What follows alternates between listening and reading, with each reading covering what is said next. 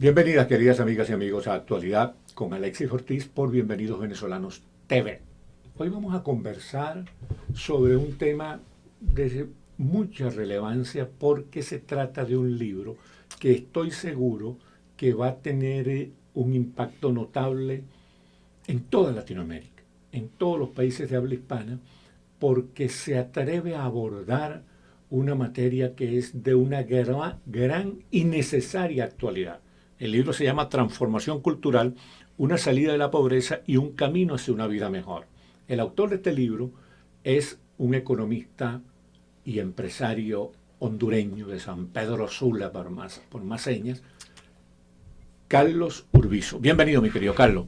Mucho gusto saludarte y muchas gracias por invitarme y por estar aquí con tu audiencia. Muchísimas gracias a ti, hermano. No, muy grato tenerte aquí, porque este libro a mí me causó una buena impresión, porque parte de una premisa que no se ha manejado mucho en los últimos tiempos, y es que la cultura es un factor decisivo en la economía y la política, sobre todo para los que están interesados en una economía libre y en una política democrática. ¿Cómo se te ocurrió abordar este libro? Bueno, primero que nada tengo que reconocer que no fue idea mía, ¿verdad? Es la lectura que yo he hecho a través del tiempo y porque pues mi papá, ¿verdad? Que era un talabartero y tapicero, pero leía muchísimo y su papá había sido director de una escuela, y estoy hablando aquí de 100 años o más, era de esa tendencia de los valores, de los principios y cómo ellos determinaban lo que sucedía en la comunidad.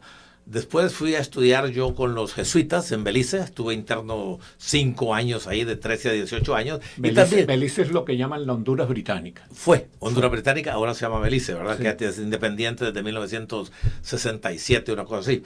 Pues resulta que ahí con los jesuitas también, tú sabes que los jesuitas, además de prepararlo uno académicamente, forman a los muchachos, ¿verdad? Para que sean buenos ciudadanos, buenos cristianos, No, buenas personas. Y siempre tienen el propósito de preparar, de entrenar a las élites de los países. Bueno, yo no era de las élites, desde luego, ¿verdad? Pero ellos, su propósito es entrenar a la persona, ¿verdad? Que sea una persona que piensa por sí mismo, ¿verdad?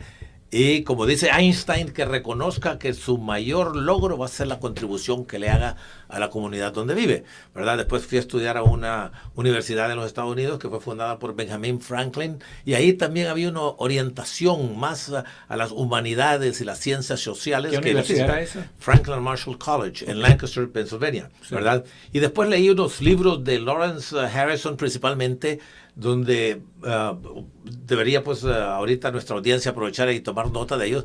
Uno de ellos se llamaba El subdesarrollo es un estado de la mente, que supuestamente es una frase que la dijo un venezolano, Rangel, algo así. Sí, Carlos Rangel. Él, creo que fue él, ¿verdad? Carlos Rangel, que es un gran precursor de lo que se llama hoy en día el pensamiento liberal en Latinoamérica. Ok, pues entonces mi amigo Larry Harrison, en paz descanse, ha escrito algunos otros libros, El sueño panamericano, ¿Quién prosperará? Y todo es con la orientación hacia la persona, su forma de pensar, principios, valores, normas de conducta, etcétera, etcétera.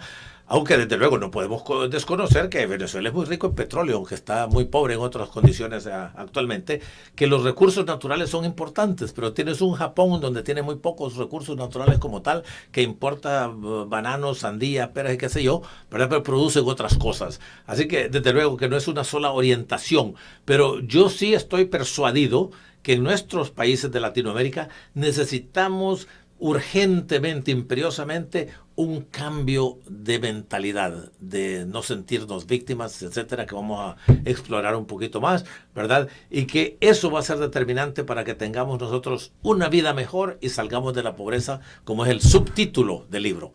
Ahí acabas de decir algo que es muy interesante, ¿no? Es no sentirnos víctimas.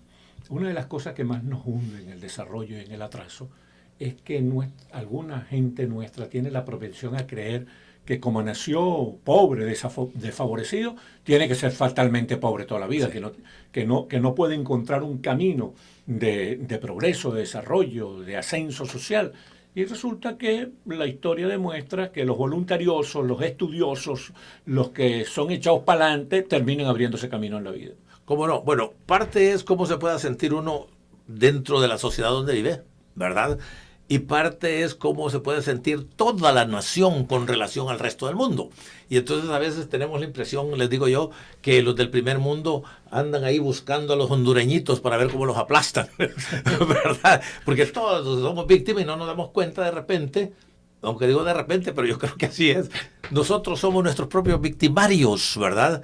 Y que nosotros no hemos hecho como nación los cambios estructurales, políticos y sociales que teníamos que haber hecho para poder haber logrado una vida que todavía, después de 200 años de supuesta independencia, que un gran escritor francés dice que es descolonización más que independencia.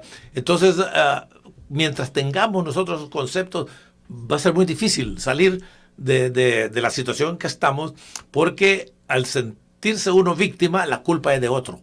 Y entonces yo no tengo que hacer nada, sino que el otro tiene que dejar de ser victimario. Sí, señor, pero volvamos a la cultura porque me interesa muchísimo, ¿no? Y es que para defender la democracia, sobre todo en estos tiempos en que la democracia está amenazada mundialmente, y desde luego en América no podía ser de otro modo, para defender la democracia es importante regresar a la noción de que la batalla por la defensa de la democracia no es solo política, no es solo económica, sino que es también, posiblemente, es más una batalla cultural que otra cosa. Eso es importante tener esa noción clara, porque eso fue lo que planteó desde el comunismo Antonio Gramsci, seguramente el comunista más inteligente que ha existido. Yo considero incluso mucho más valioso desde el punto de vista intelectual que Carlos Marx, que él decía que para derrotar a nosotros, pues a la sociedad capitalista, democrática, de libre comercio, de división de los poderes, de imperio de la ley, para derrotarnos había que derrotarnos culturalmente, sí, primero que todo, que lo importante no era la lucha de clases, sino la lucha en lo que llaman los marxistas en la superestructura ideológica, en el territorio de la cultura.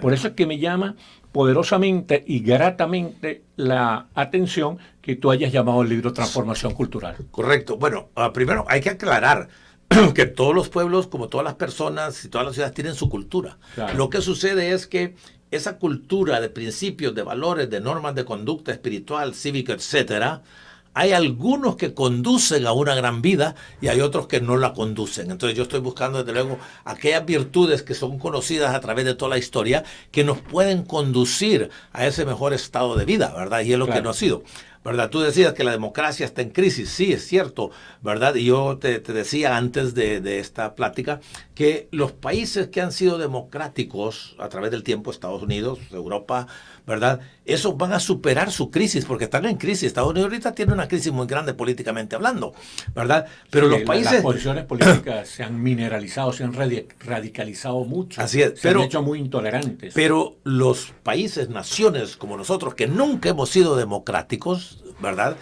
¿Quién sabe qué es lo que vamos a superar? Más bien yo creo que nos podíamos hundir más si no paramos, reflexionamos y decimos, óigame, aquí hay que cambiar este sistema, ¿verdad? Tú decías, democracia, que nosotros nos podemos sentir marginados y todo eso. Yo pregunto, ¿qué es democracia? Bueno, en su expresión más sencilla y simple que yo puedo pensar, y tú ahorita me puedes rebatir esto, es igualdad de oportunidad.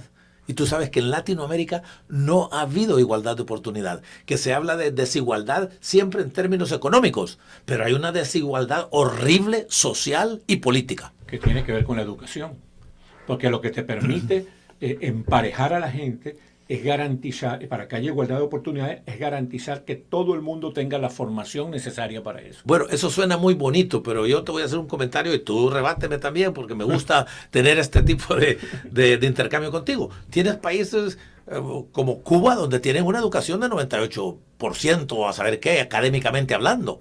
Ajá, ¿y qué pasa? ¿Qué no progresa? Los países de Europa Oriental, que hacían gran alarde de que habían invertido en educación y salud pública, cuando cayó la cortina, eso se dio cuenta de que no valía si no había a la par la libertad de las personas de poder forjar su propio destino.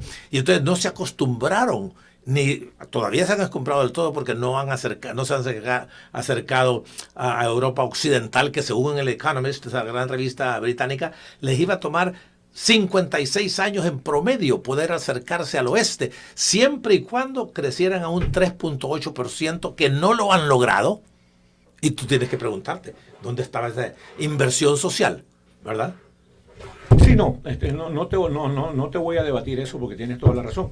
Lo que quería señalar es que tenemos que hablar de una educación, en primer lugar, una educación interactiva, donde el estudiante participe en su propia formación, donde el educador sea respetado. Ahí está la clave, formación, educación académica es una cosa, formación es, como decía Valle, nuestro héroe, ¿verdad? Prócer, formar quiere decir producir una persona como no existía antes. Sí, porque es una formación, bien o mal, es una formación científica, una formación económica, es una formación que para que sea integral tiene también que ser una formación cívica. Si hay que construir ciudadanos, hay que construir ciudadanía que asuman el respeto a la institucionalidad. Y hay un factor importantísimo dentro de todo esto, que nuevamente voy a citar a Valle, cuando él hablaba de sensibilidad.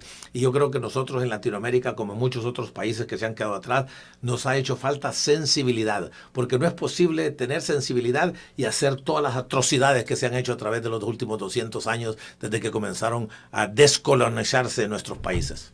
Sí, no, has dicho algo muy importante, ¿verdad? La solidaridad social, las virtudes cívicas, la puntualidad, el respeto al trabajo, el respeto al derecho ajeno.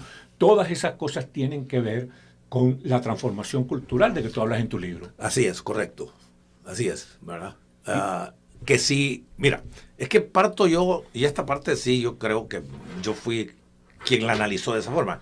Si lo que tenemos es el resultado de nuestros actos, si nuestros actos son el resultado de nuestra forma de pensar, si no nos gustan esos resultados y no nos tienen que gustar ni nos deben de gustar, hay que cambiar la forma de actuar. Y para cambiar la forma de actuar, tengo que cambiar la forma de pensar. Claro. Ese es el razonamiento. ¿Y el libro cuándo se va a presentar? ¿Cómo se va a presentar? ¿Dónde se va a presentar? Ya está en Amazon. Okay. Lo pueden buscar, ¿verdad? Bajo mi nombre o bajo el título de Transformación Cultural.